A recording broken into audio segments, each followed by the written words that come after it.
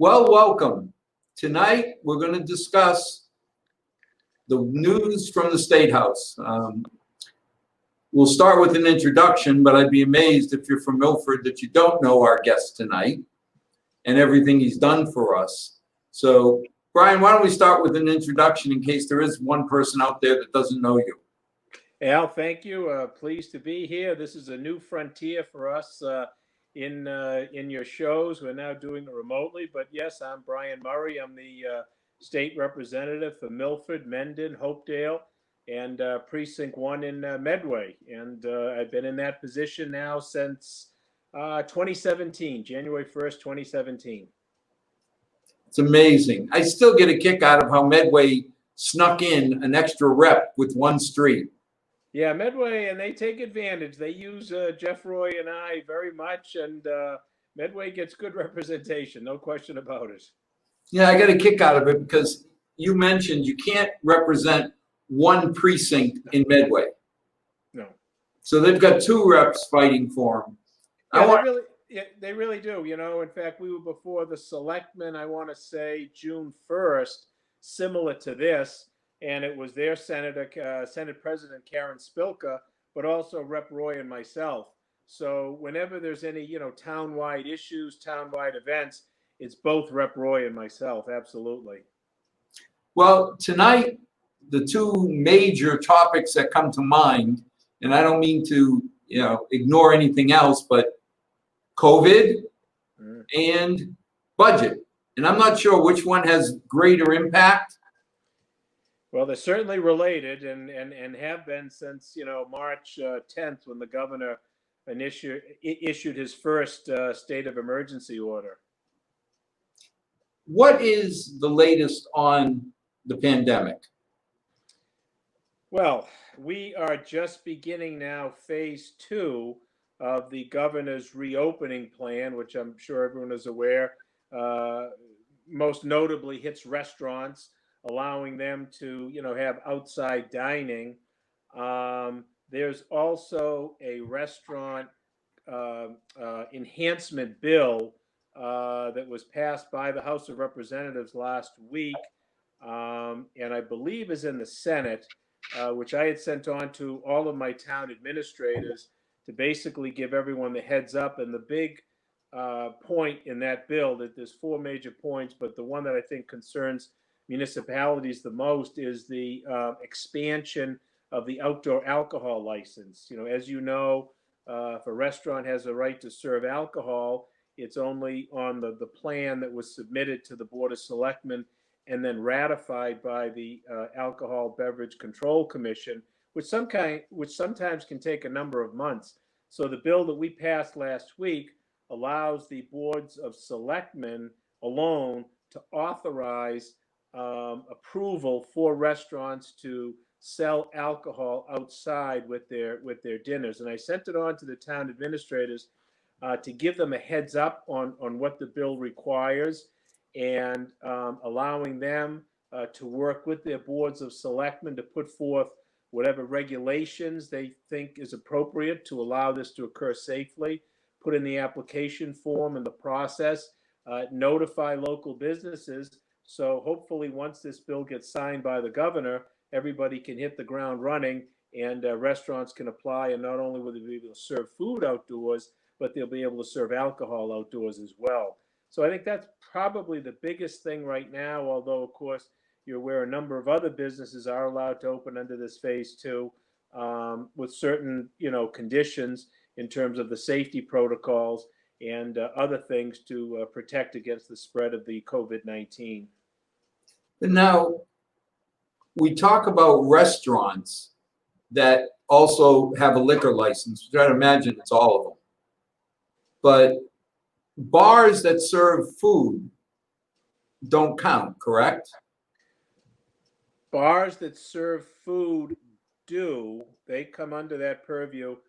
I believe it's bars that do not serve food are going to have the issue in terms of being put forth into the phase 4, which is a long time away. But now, again, the confusion is some of the bars serve like pizza or wings. Does that count, or? I haven't looked at the guidelines that closely. My guess is it does, and that would allow them to operate under phase two. But that's only for outside now, right? Yes, the first phase is to have the outdoor dining. And like I said, the bill that we worked on would expand that outdoor dining to include alcohol. And also another part of that bill is to allow takeout cocktails. So if you wanted to have a martini, if you ordered your takeout from a certain restaurant, you could order that as well. So it would allow mixed drinks to be sold by restaurants on a takeout basis also. Well, Brian, maybe you can help us. Phase one was the complete shutdown, correct? Well, no, phase one was the initial reopening. Oh, okay. That's what we had a couple of weeks ago. And it's kind of difficult to even remember what the heck was part of it and what wasn't. But phase one started the reopening. I'm thinking back, that was somewhere around, I think, oh gosh, was it May 18th or, somewhere around that time frame. That was the initial start to reopen from the stay-at-home order that the governor had issued on March 23rd. So now phase two is specifically for restaurants and places that have the ability to serve outdoors. Yes, from the food restaurant perspective, yes. Yeah, which Now, is a major industry that's hit by this. well, I mean, today I got my first haircut. Yeah, that's another one that's allowed. What little hair I have was looking rather furry. But well, he did a great job. You look yeah, wonderful. but when I went in, I mean, you had to make an appointment. There could be nobody, like the barber shop that usually has four, or the hair salon, whatever they call it, that has four chairs, only had two, so that we could be 6 feet apart. And the whole time I was there with my little gloves and my mask while they cut my hair. What other type environments? I mean, I can think of restaurants outside, but what other type of stores? Because some things just can't be done outside. Yeah, I mean, I know dog grooming was an issue. That was one of the businesses that I had written to the reopening advisory board on behalf of. To be honest with you, I thought that should have been allowed in the phase one, but I think they're all set to go now in phase two. The hairstylists, of course, which you talked about, and a whole host of other businesses. Many of the retail businesses with restrictions.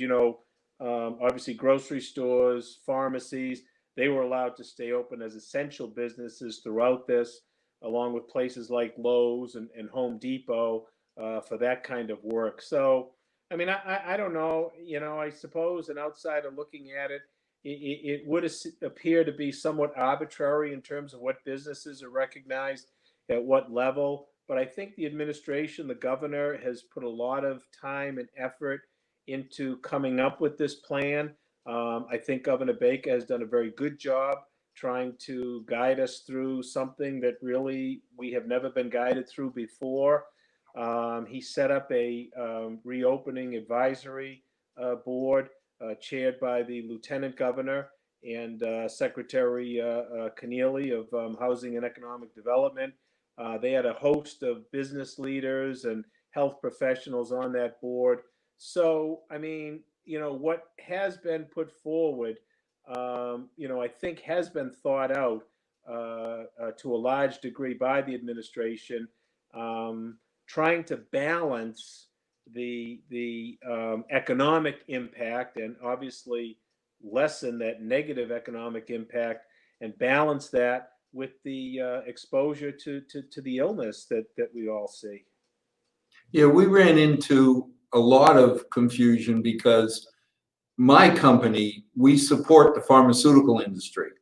And if we don't do preventive maintenance and annual validation, their instruments can't be used. And we're one of the critical instruments to release oral and nasal inhaled products. So we had to get letters. I mean, literally, if I wanted to send a service guy into New York City, we had to get a letter from the company that says they're an essential service and we're an essential supplier to them, so that if the service guy got stopped on the highway in England or even in the US, in Connecticut, apparently they were stopping people. Oh, yeah. If you didn't have this letter to say, look, I'm officially, allowed to go, Yeah. you could cause real problems. Yeah. Yeah. I had heard that with suppliers of materials, subcontractors, stone, granite suppliers, that kind of documentation was necessary to the extent that construction did continue during that time period. And when you talk about other states, I know Rhode Island was very aggressive in terms of stopping people, particularly as they come up from the southern border, really asking them where they're from, where they're going, how long they're planning on being there. And they actually had National Guard go door to door in Rhode Island when they saw a vehicle parked out in front with plates other than from Rhode Island. So, we didn't get to that level in Massachusetts. It's like I said, it's almost an unthinkable time period that we're coming off of. But there was a large degree of protection during this crisis because it really was so infectious. Well, I mean, it's a new world because, you think of that pesky First Amendment and how near and dear it is to us. But when you start worrying about this kind of health issue, especially for people, I mean, I got banished from the office until just today because good Holy Cross boy, Tony Faustino. Yes, that's right. He came out and he said, if you have any of these 4 points, you have to be more careful. One being over 60. Well, ding, I got that one instantly. Yeah. 2 being a diabetic. Bing, I got 2 for 2. Wow. 3 having a heart condition. 3 for 3. And 4 having major surgery. And I said, well, mine was more of a nuisance. They said, no, open heart surgery is not a nuisance. That qualifies. Right. So immediately they said, you're 4 for 4. Go home and don't come out. Yeah. And of course, I can't fault my darling bride and ungrateful offspring that every time I went near the door, you could see a barricade come up. What do you need? We'll go out. You're not leaving the house. So, you can't not appreciate when your family cares. Yeah, and you hit the nail on the head. You're prime in that target of real sensitive exposure that you really can't afford to do that. But I think what this thing has shown is really how much is not known about it. Myself and Representative Roy participated in a program at Milford TV, which was just aired this week, Tuesday night, about all of the healthcare workers at Milford Regional Medical Center. And, the information that we got through the interviews with the first responders, the nurses, just kind of showed all of the different ways that this illness attacked people. And there was a patient on, which was a very remarkable story. And he was, seemed like a very young man. Well, young to us, it's a moderate, but I mean, I think he was probably in his mid 40s, very healthy. And he described, I don't know if you saw the program, but he described just the horrible conditions that he went through. And he was 11 days on a ventilator. And, generally speaking, if you're on a ventilator, 80% of those people don't survive. Don't make it. Yeah. So it was a remarkable story. One that doesn't fit the narrative where you're seeing, well, this disease is only affecting at-risk population or older people. I don't think he fell into that category at all. And he was very, very stricken. So it's a very, very fickle virus. And we all really need to learn a whole lot more about this. Well, I think overall, you start looking at this situation, when they say essential service. Yes, my company and the people who work for me are designated essential because we need to keep the medicines flowing. But when I think of some of the people downtown in Milford, you shut down their business. It's kind of essential that they get a paycheck to keep mortgage payments and kids in school and all. I mean, it's got to be a hard thing, when you think of the governor, Charlie and the lieutenant governor, Karen, any decision they make is either right or wrong, depending on which way you look. Oh, there's no question. They walked a very fine line in trying to manage this. And a lot of people were affected by this. And when you talk about unemployment, from my perspective, there was a time period, and I'm trying to think, it was probably from like mid-April through May that, I mean, that's virtually all I did was trying to help people navigate through the unemployment system. And the claims were coming in like waves in the ocean. It was just one after another after another, and I realized the urgency of it, and it was I dropped everything and did everything I could do to try to resolve those claims as fast as I could, because as you say, folks' economic lives and their families depended on that. So I think the Department of Unemployment Assistance did well. Um, there was a second Department of Benefits that was set up, as I'm sure you're probably aware, through the Federal CARES Act, what they call the Pandemic Unemployment Assistance. And that gave benefits to sole proprietors, self-employed individuals, 1099 workers. That came online probably the third week in April. That was a bit more problematic because I think it was a whole new area. The state had to put that infrastructure in place in a very, very short period of time. I'm still dealing with issues in that regard. Um, they're not as easily resolvable as the regular unemployment, but they are resolvable. And I think I had success on just about every claim that I got for people. But that was a major, major part of certainly what I've been doing as a representative for the last 3 months. And I know a lot of my colleagues as well. Well, I think people forget that we look to your position and you to be very strategic in developing laws we need, but we need you to be very tactical. It's when they say unemployment is a national issue unless you're the one unemployed. Yeah. You may only be looking for a little tiny scrap of money compared to the state government that talks in billions, but if your $1,000 rent payment is due, that $1,000 sure seems like a huge number. Absolutely. Now, Absolutely.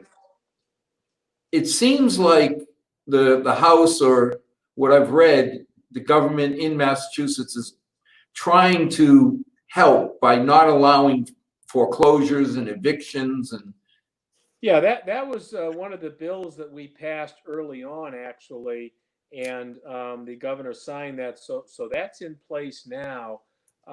So there can't be any initiation of foreclosures while the governor's executive order is in place, and that includes not even sending a notice to quit, obviously not serving anybody, not filing any summary process actions in the court.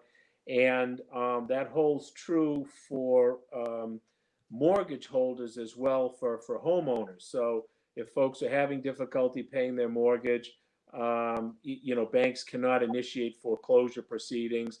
That order is I'm trying to think for a second. It's obviously through the extent of the governor's order. I think it might sunset either 30 or 45 days after that, or it might be a total of 180 days from issuance.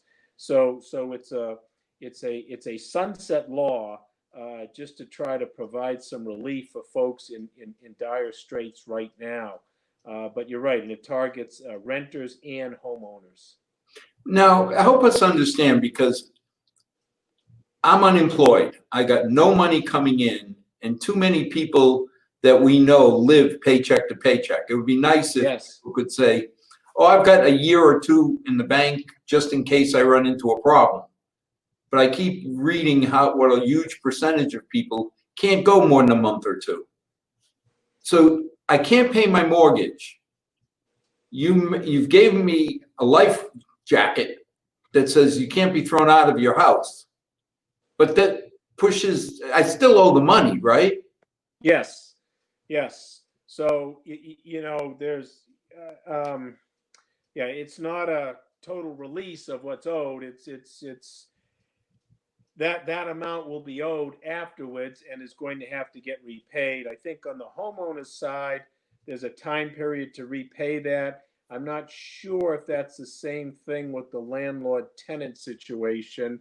And who knows how the landscape is going to look a few months from now, and if in fact I think if it is a major problem in terms of some huge arrearages, I would anticipate further legislation to address that.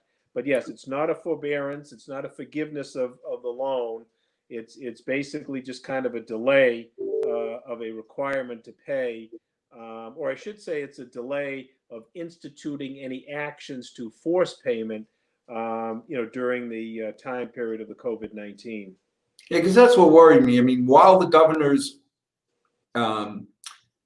protecting us, you said his declaration, I'm protected. But what happens if come August, he says, okay, we're done. Now I haven't paid my mortgage in 3-4 months. I owe $3,000-4,000.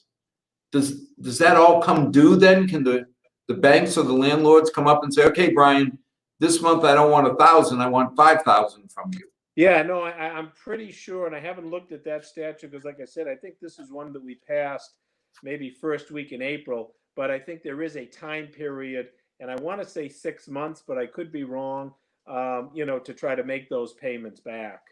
So if I owe you $3,000, I could be paying $3,000 over 6 months, not the day it's due. Right. Exactly. I think that's important because I'm worried that the economy, I mean, it seems like it's coming back faster than we hoped. Yes. But again, strategically, that's great. Tactically, if I'm out of a job because my small business closed, having difficulties. Even our company, we're expanding during this, and I'm interviewing people, and everybody's amazed that I'm taking interviews. Because they're saying companies just aren't interviewing anybody. Right. So, if I'm out of a job and I owe my $3-4 grand, when the governor lifts his protection, scares the heck out of me that how am I going to pay, going forward?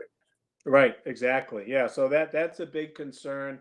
And like I said, I'm 90% sure that that's in there for homeowners. I'm not so sure that it's on the rental piece because, like I said, first week in April seems like a lifetime ago. But that was that was one of the first bills that we got passed on this. Yeah, it's amazing because last week seemed 2 weeks ago. Seems like a lifetime ago. Well, it does, and when you think about it, really since March 10th for us, this whole thing has had its own lifespan, its own evolution. I mean, initially there was kind of the shock and surprise of the whole thing. The healthcare concerns were primary.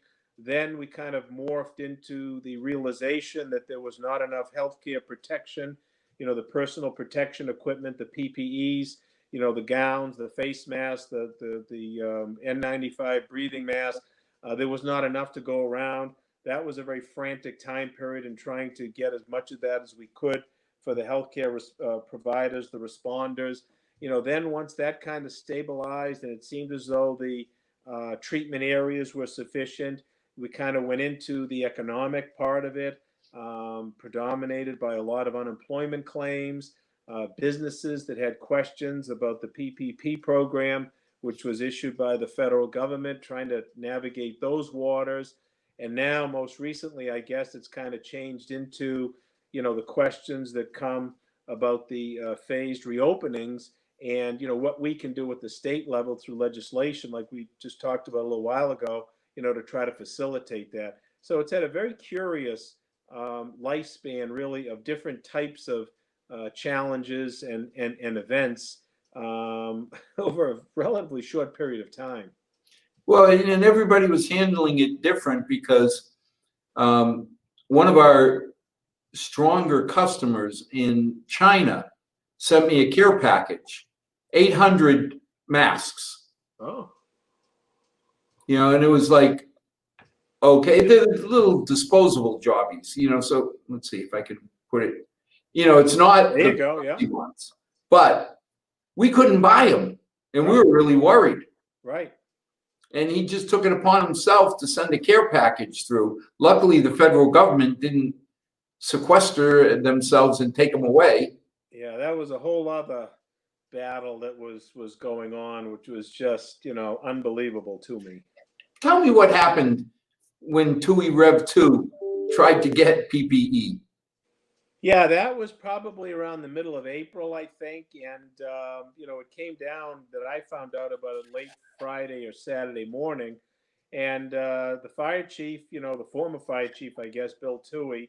And on another note, it's kind of amazing that Milford changed fire chiefs right in the middle of all of this craziness. And it happened seamlessly. And the town and the fire department just performed tremendously and continues to do that.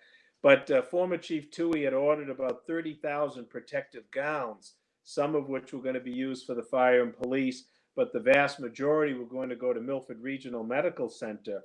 And right at the vendor level, that order was seized by the federal government for the national stockpile because, as we all know, the federal government was shorthanded on this. I don't think that the preparation was there that should have been there. There certainly was not the guidance, and it really left states pitted against states. I never dreamed that towns would be subject to the federal government as well. So, once we found out about that, I reached out to Senator Fatman. He was on board. We put together correspondence to the governor. I personally talked to the Speaker of the House about it. We sent it off to the Senate President, along with our federal senators and Congressman Kennedy and McGovern, both of whom kind of have the jurisdiction at Milford Regional, and basically saying, this needs to stop. It's bad enough that folks on the front lines, our local level first responders, have to try to figure out and deal with this very, very contagious virus. We can't do it and be fighting the federal government at the same time. And Congressman Kennedy's office actually responded to us.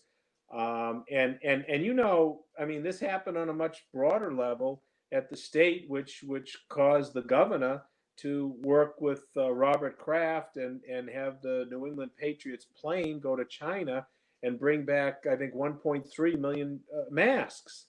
So, during these crises, this is when you look to the federal government to really kind of lead things, and that didn't happen. So it was up to us at the state level and the local level to really kind of handle these things as best we can. So did we get everything we needed? Well, I think so. We worked very closely with Milford Regional to make sure that they had the equipment that they needed. Representative Roy and myself, the call went out at one point for rain ponchos because they couldn't get the gowns. So Jeff, who chairs the Higher Education Committee, contacted UMass Amherst. And of course, they have a number of the rain ponchos that they usually use for their graduation ceremonies. And they had a bunch available. When Milford Regional couldn't get anybody to go pick them up, Rep. Roy and I on a Sunday morning drove to UMass Amherst with an SUV. We loaded up over 3,000 of them and brought them back ourselves to Milford Regional, and got just a wonderful greeting from the staff at the emergency department entrance. They were so very, very appreciative. So I think all of us were trying to scramble and do whatever we could to get the equipment that they needed. And Milford Regional, to their credit, became very, very resourceful, and actually through their own internal program developed a volunteer service and came up with a production of their own gowns. And that's what they were doing right in-house because they were having so much difficulty trying to get these gowns elsewhere. So, it was kind of like an all hands on deck thing, just everybody working everywhere. And hopefully we got through it. It's amazing because we take for granted things like disposable. There you go. Now we can see you better. I didn't know. Yeah, I thought it was getting a little dark. So Got the light on.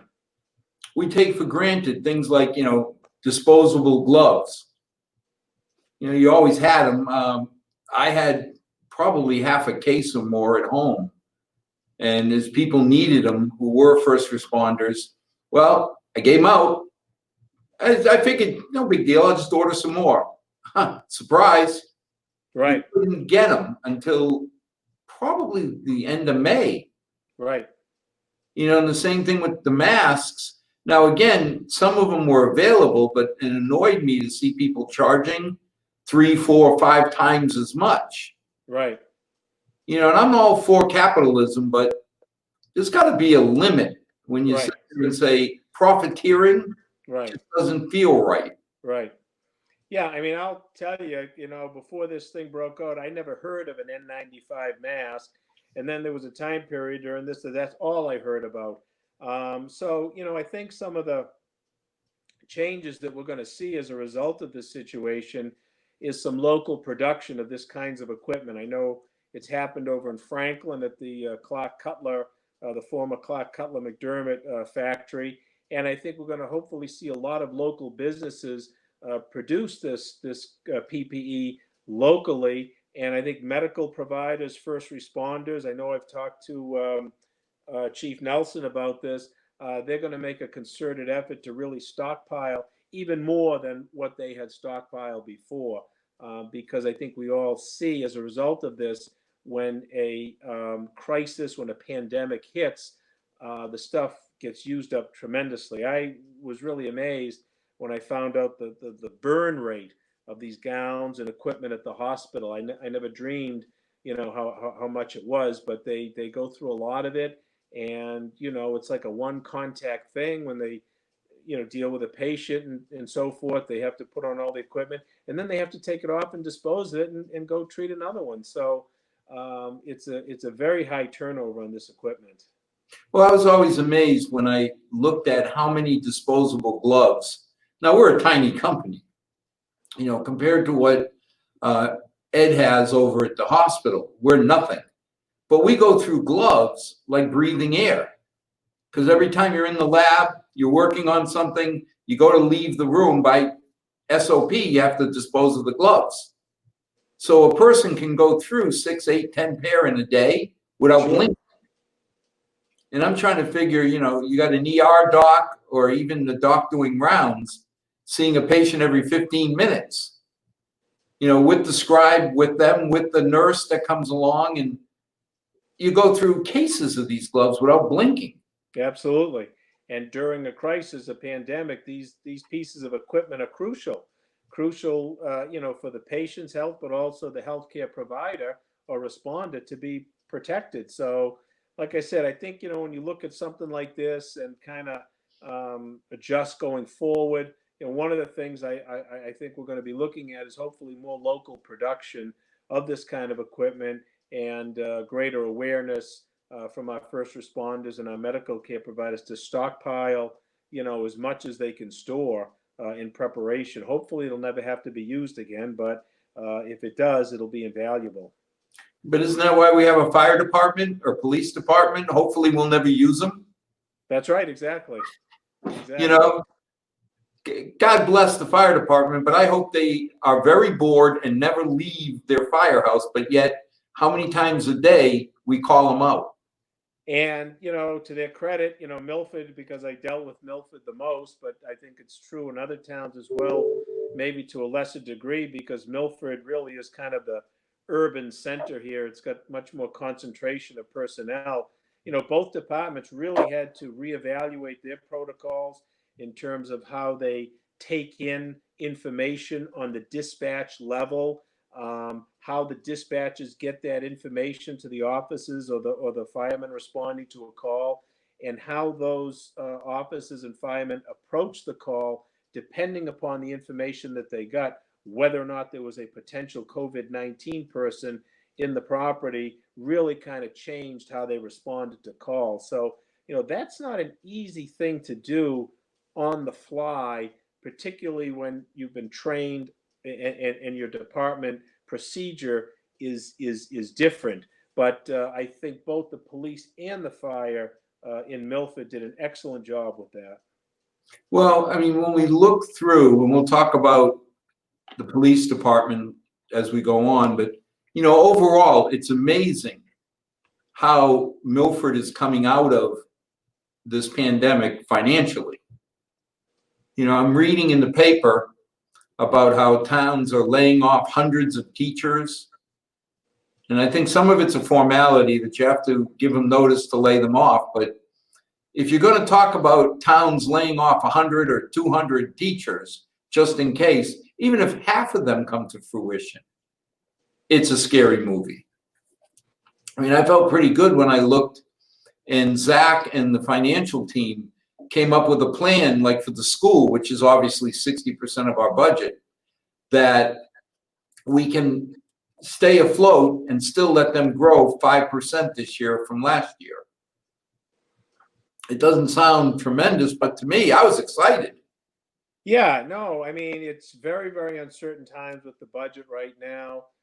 As you know, we still don't have a budget at the state level.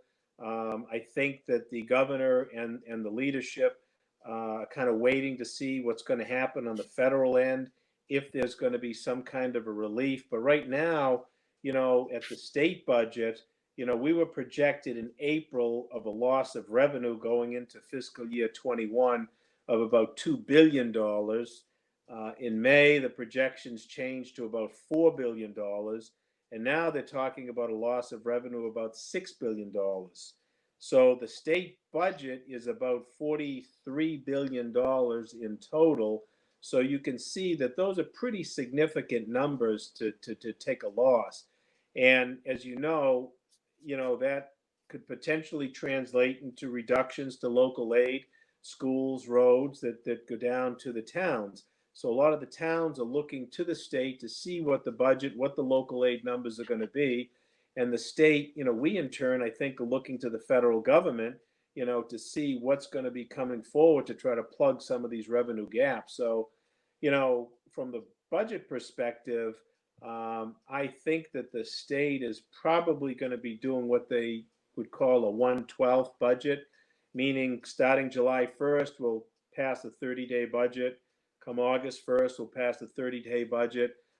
Just really until we get a good handle on what revenue looks like for the coming year and what expenditures are, because we have all new expenditures now, like you've talked about, with the need for equipment and testing and all of this sort of thing.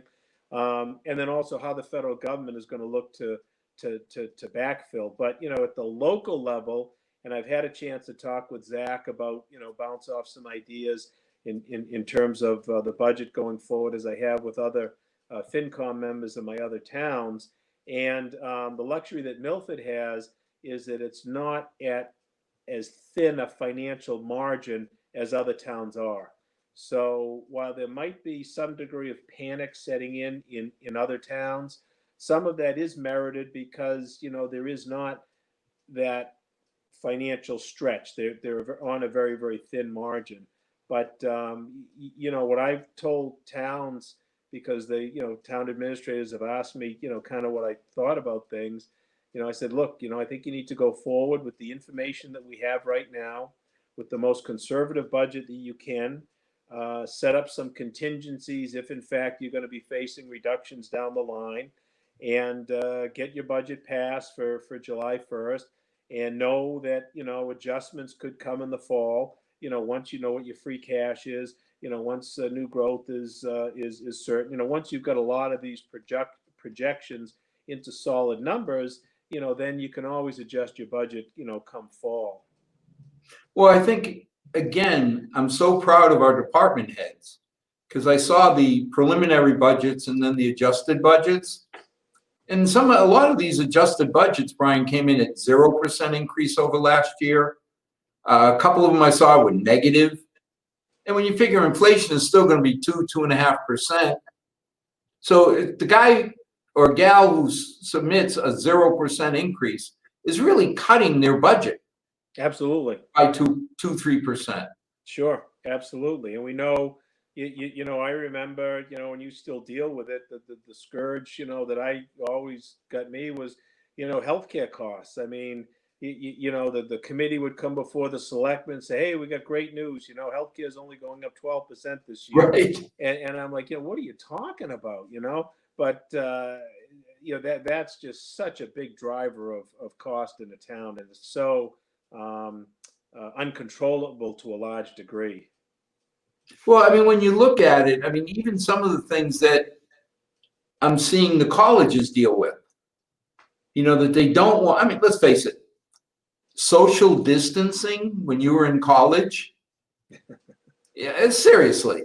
Yeah. I mean, you're going to have a party and you're going to stay 6 feet away. I mean, it hit me how significant that was when our pastor, at St. Mary's said, you have to make an appointment to come into Mass because we can fit 50 people. If I draw a 6 foot, 3 foot on each side, but if I draw a 6 foot Michelin tire and put everybody in it, St. Mary's, which to me was always a huge church. I was just going to say, hey, St. Mary's is huge. Yeah, it feels like it until you say, okay, if you're in your 6 foot Michelin tire, you can fit 50 people. Because everybody thinks of 6 foot wide, but they forget front and back. You got another, 3 feet on each side. So I just don't know. I mean, like UMass saying they've got to take into health considerations whether they'll open the dorms. Well, if you're not going to open your dorms, you're going to have people renting in Milford to drive to Amherst. Yeah, I mean, I know, colleges face a huge challenge going forward. At the local level, schools are really trying to put together the plan, that's going to make sense. Like you talk about the social distancing, and I know there's a lot of things on the table in terms of having, some kids come in 1 or 2 weeks, and then those kids would stay home for 1 or 2 weeks with a virtual learning component, and other kids would come in for 1 or 2 weeks. So, it's a lot like 9/11 in the sense that after that occurred, our lives were never the same. I mean, I think you remember what it was like to go to an airport before that, and of course, nothing like that. This is the same in a lot of different degrees because our lives really aren't going to be the way they were since this pandemic. There's going to be institutional changes that I think we're going to have to live with for the foreseeable future. And I got a note from the school department, as a resident, and they're talking about the challenges they face. Now, what you just mentioned sounds great on paper until you go to the teachers and say, okay, you're going to have half your class in front of you and half your class at home. So essentially, for every class you have to have 2 lesson plans and figure out how to implement it simultaneously. I don't know how you do it. It's going to be a challenge. It really is. I guess the good thing is that we've got time to plan for it. I've been looking at the notices that have come down from DESE, Department of Elementary and Secondary Education. And I think Commissioner Jeff Riley's been very, very proactive on this. I think they're getting good information to the schools. But, you're right. Ultimately, the rubber's going to hit the road, and you've got to implement this stuff in real life settings. And it's going to be very, very difficult. And the school committee got the double whammy that apparently people in Massachusetts are learning how special the center of the universe is because we got over 200 new kids show up on our door this year. I know. And that just places a whole other burden on the system, totally beyond the COVID-19 stuff. Yeah, that's like a whole new Brookside, only holds 300. Yeah. So I was the kid Kevin, our superintendent, that in 1974 we graduated 222 kids. Yeah, I was one of them, and last year we graduated 260 some. So that's only 1 extra kid per year, or 2 years ago. Now all of a sudden he looked at me and said, "Really? We just added 180 more on top of the 100 we added last year." Yeah. It's like, oh my God, that's a whole Brookside. I know, and new growth is good, but it strains your core services, and that's what's happening in the town. And somehow I don't know how to say it politely, but I'm counting on the resiliency of the Milford teachers. You know, so many of them are dedicated Milford people. And 2003, we had, if you remember back when we got the budget cuts. Yep. I'll never forget that other towns, unions and all, were saying, we'll defer our raises to help. And the Milford school teachers got up and said, if you guarantee us, and we could never guarantee it, FinCom could only say we'll fight for it because town meeting is the ultimate. But if you guarantee us you'll fight for us, we'll give up this year's raises, but that money's got to be put towards saving teachers. That's amazing to me. Yeah. You know, You got a great staff here in Milford, and there's turnover, so you've got a lot of new blood in there right now, a lot of creativity, a lot of enthusiasm.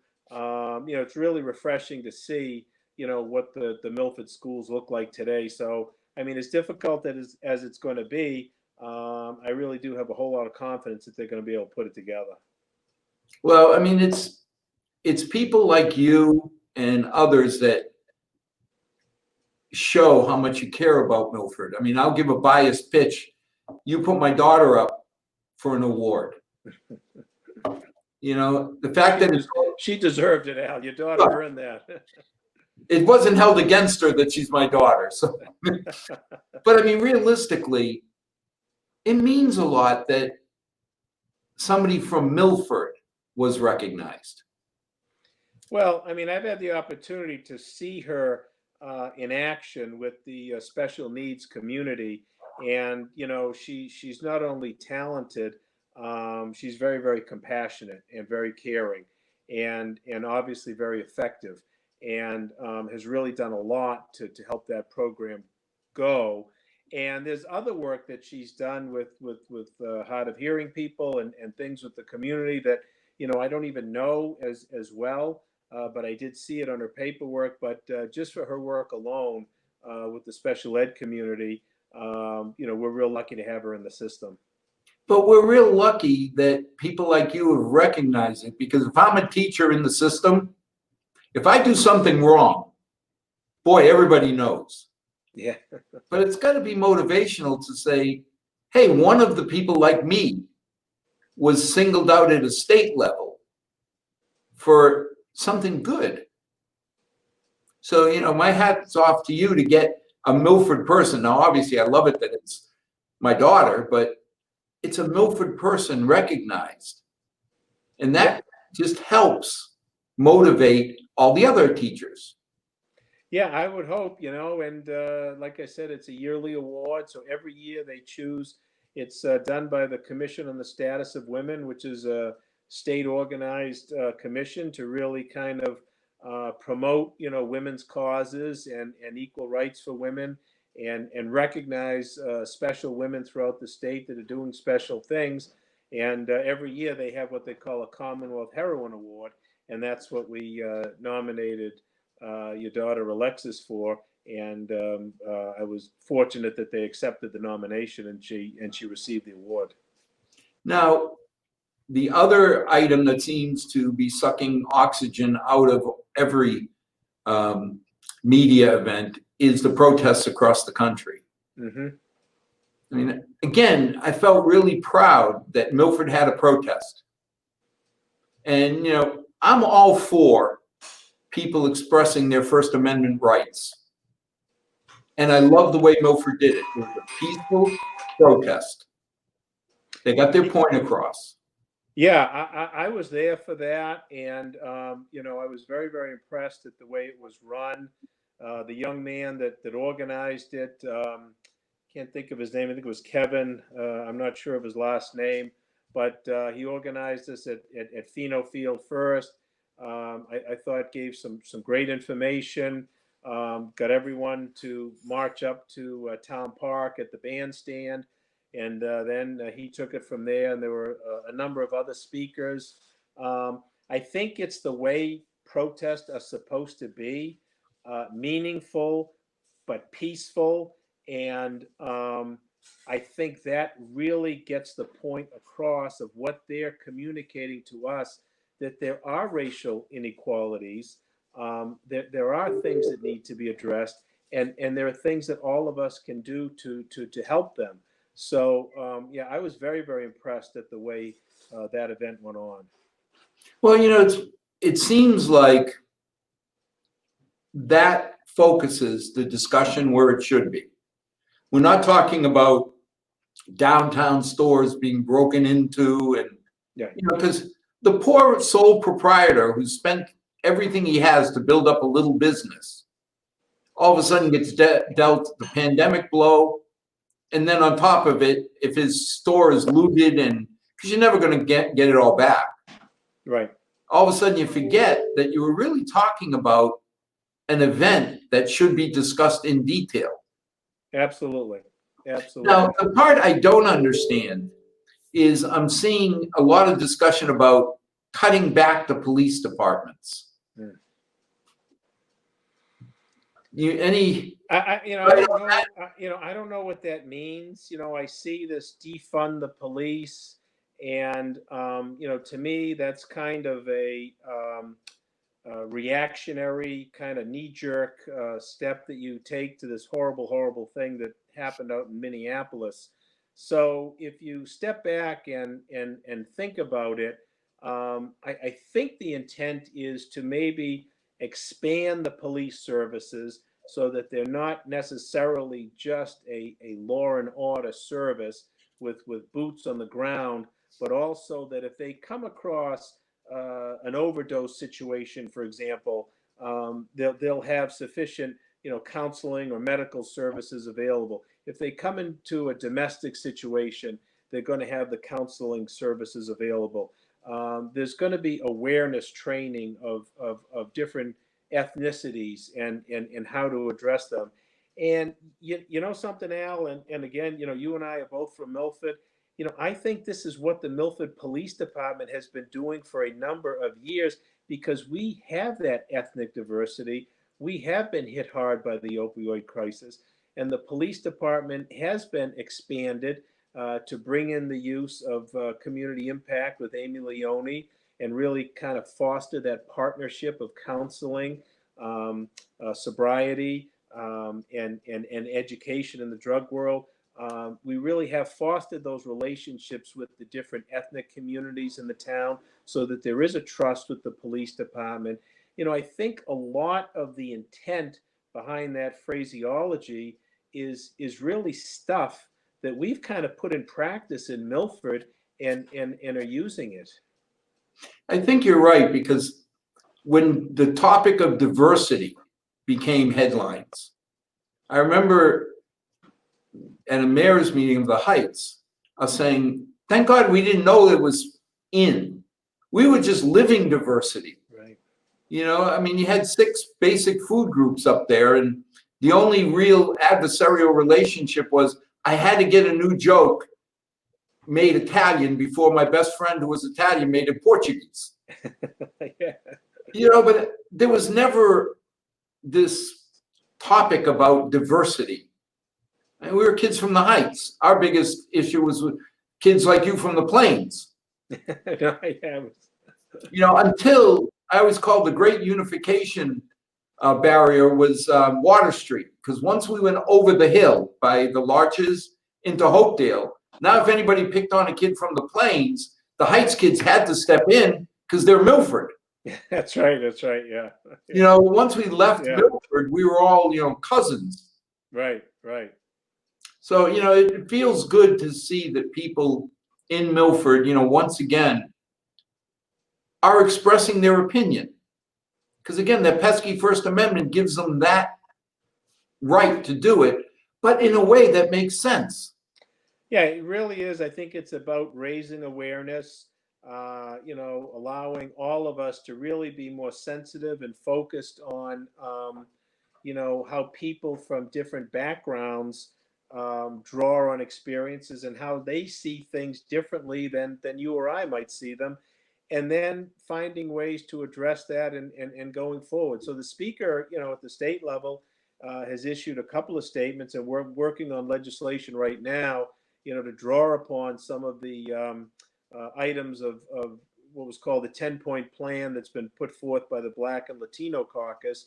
And I think we're looking to put forward some legislation next week, actually, to deal with police officers, training, awareness, that kind of stuff. Yeah, and I mean, we can never expect that Mike Paghetti won't someday hire a less than optimal cop. But if that police officer does something wrong, then I would hope we would rally to have him punished or her punished, but not condemn the other 99% who are doing great things for us. Yeah, I mean, I think when you kind of look at this incident with George Floyd, some of the stuff that comes out that the Minneapolis Police Department was just really, really poorly run from the information that I've seen in terms of training, awareness, and it's just so extremely unfortunate that it led to what it did. Well, yeah, because if something happened to a man, woman, or child in Milford, I think we'd all rally around the fact they all bleed Milford red. Wouldn't matter in my mind what color, where their ethnic origin is, whatever. They're Milford people. Sure. It's just like saying these are Americans. These are people in our country. And if somebody does something wrong, we ought to take care of it. In the Pharmaceutical Act industry, we call it a CAPA, corrective action and preventative action. When we have a mistake, we do a CAPA. And to me, that's what we should be focusing on. And I hate to see the conversation diverted into looting but I've never walked that pair of shoes, so I don't know what the frustration level really would bring out of me. Right. Well, you can certainly understand that, but again, I think that the rally that was held in Milford was really done the way rallies are supposed to be done. It was, meaningful, forceful. There was some great information exchanged, and hopefully, they'll all go forward like that. But I was very, very impressed with the rally when I was there on Sunday. Well, thank you for what you're doing.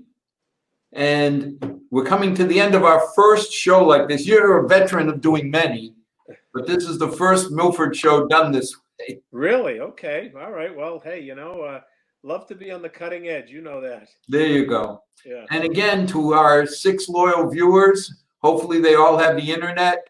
Thank you for joining us. May God bless, and may tomorrow be a better night than tonight. Thanks, Brian. Thank you, Al. Be well. Okay, bye-bye now. All right.